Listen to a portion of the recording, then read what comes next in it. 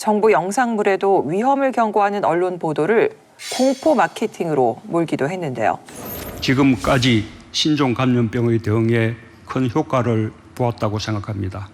국내의 소비 활동과 여가 활동까지 과도하게 부풀려진 공포와 불안 때문에 지나치게 위축된 측면이 있습니다. 의사도 시민도 픽픽 실시라는 장면을 보도한 언론.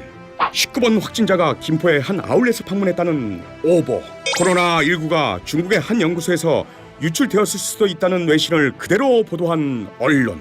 기자의 우한 탈출기를 무용담에 가까운 내용으로 보도한 언론. 언론이 이렇게 확실한 검증도 없이 보도해 공포 마케팅에 활용하는 건 좀 많이 너무했다.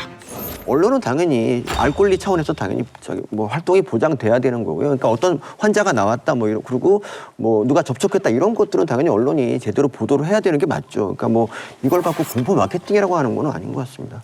이게 뭐냐면 이제 신종플루하고 다른 부분이에요. 이게 신종플루가 74만 명이잖아요. 네. 걸리신 분들이. 그다음에 사망자가 200명이 좀 넘으셨어요. 이때 확진 받으면서 사망자가 생겼다고 그래서 꼭 이게 균에 의해서 사실 사망했다라고 보기는 힘든 부분이 있습니다. 대신 신종플루 때는 젊은 친구들이 많이 걸렸단 말이에요. 그래서 그럴 때는 바이러스 균 자체가 직접적인 원인이 될 수도 있지만 지금 같은 경우에는 심장에 문제 있거나 다른 문제에 의해서 결국은 면역 체계가 좀 무너지신 분들이 이게 확진 판정을 받으신 분도 있어서 실제로 우리가 사망 진단서를 쓰다 보면 직접 사인, 그다음에 간접 사인을 적게 되거든요. 근데 사실은 지금의 사망자들은 솔직히 꼭 이 코로나 바이러스 때문에 사망했는지에 대한 거는 다시 좀 봐야 됩니다. 그래서 언론이 너무 그거를 부각을 시키게 되면 오히려 국민들의 불안감은 더 지금 심해질 수가 있습니다.